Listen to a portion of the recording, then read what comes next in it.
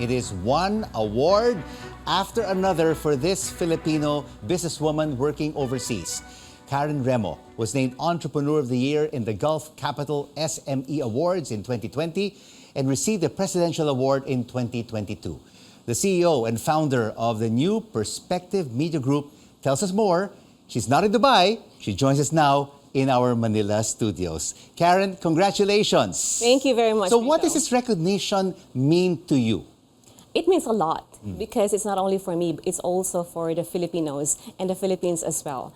It is the first time that the Philippines actually has got that kind of recognition internationally in the Middle East, where it's male-dominated and where Filipinos are primarily known as OFWs. But increasingly, we are becoming more of entrepreneurs, we are becoming more of professionals, and I'm very proud and humble at the same time to actually be receiving this award and inspiring others as well. Inspiring, especially Filipino women, especially in the Middle East. And you founded the Filipino Times 10 years ago, which has become the Middle East's largest digital news portal for Filipinos and the UAE's largest free newspaper. How did you get into the media business, Karen? When I was younger, I could not afford a newspaper or a comic. So I would actually have 1 peso allocated to rent newspaper or a comics when I was younger, and my allowance was 2 pesos, if you could imagine that.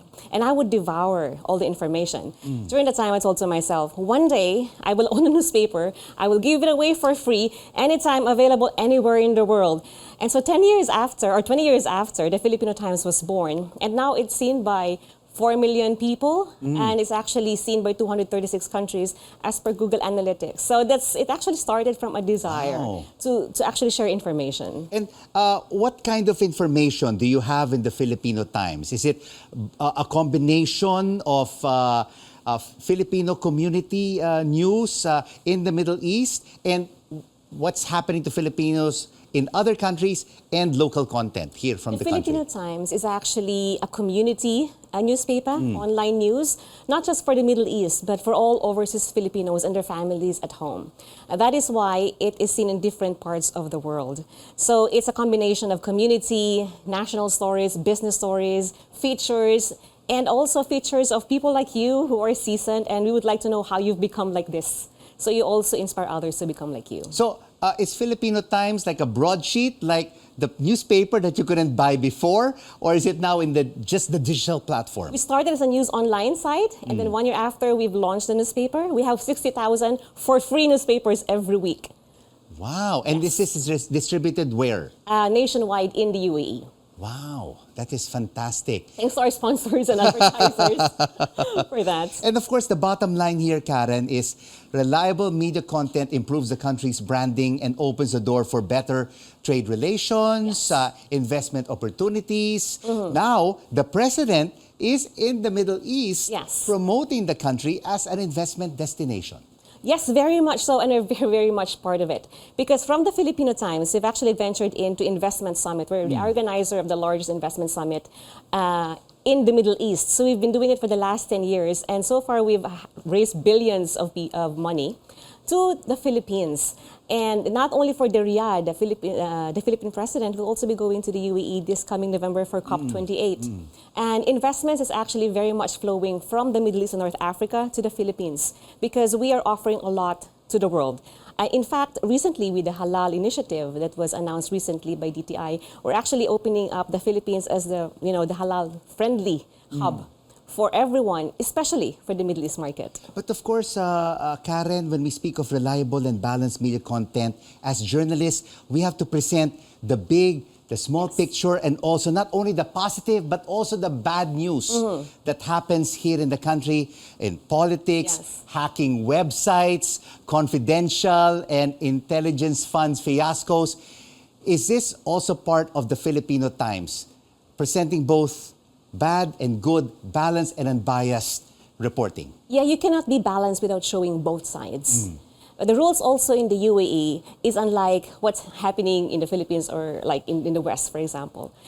We would say that we are more cautious. Like, for example, when somebody is accused, we really say that they're innocent. For example, we cannot really name the person's name until the person's really guilty. So we are we respect the rules of the land, while at the same time we are very much passionate on delivering truth. Because at the very instance that you become a journalist or a communicator, you're after the truth. That's right.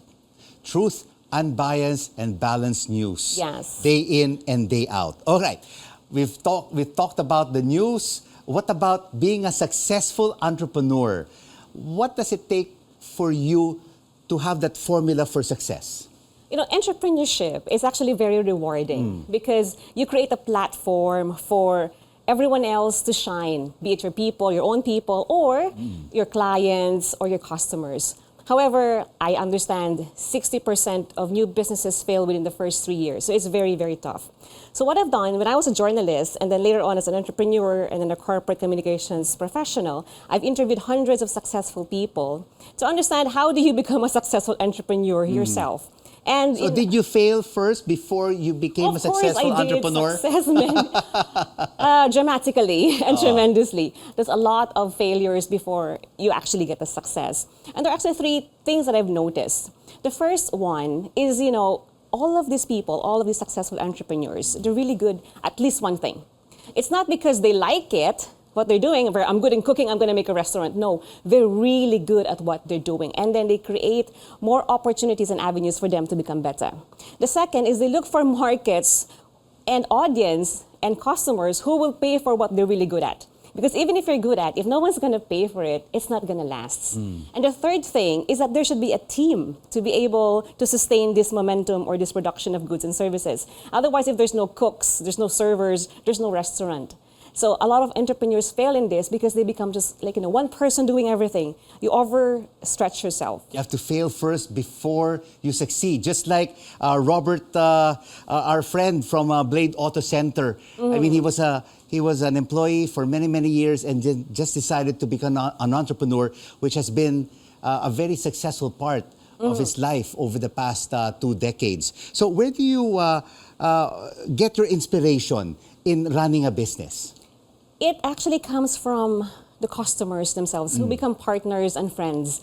Actually changes. When I was younger, my inspiration comes from journalists like yourself. Like, oh, I want to be a journalist. I want to tell the truth. So I reported what's happening in our campus, and that's what's campus journalism. Later on, when I see the international world, starting with oil and gas and M&As and, you know, basically business world, I saw like, oh wow, these people, journalists, corporate communication executives, can change the world because they impact policies. They either drive down the nation or drive up an economy. So because they have got the power, I said, okay, then I might as well use this power to create something and give something back to the society. So what inspires me is, you know, doing something that I love the most, which is creating narratives and storytelling. And through the stories, you know, make lives better. A little bit, one thing at a time. Oh, that's fantastic. And helping our kababayans and uplifting their lives. What is your big ambition in life and as an entrepreneur? What are your plans for the Filipino Times and the New Perspective Media Group? My ambition is for the team. Because they are really, I mean, I wake up in the morning and I'm thinking, okay, I'm thinking about my team every morning, every night. And you know what? I protect them. For example, I have said no to a couple of clients recently because they're somehow abusing my people. So we're fortunate that we can say no to some of clients or projects. Now, if you deliver what you're really good at and you're making lives of people better, be it companies, governments, or individuals, the results and the growth will come naturally. So my ambition is to really create a team, create a group of people who love what they're doing, who will do continuously, and then we grow together globally. Congratulations, and thank you so much for being an inspiration to Filipino entrepreneurs worldwide. Thank you. Karen Remo, CEO and Managing Director of the Filipino Times and the New Perspective Media Group. Thank you, Rico.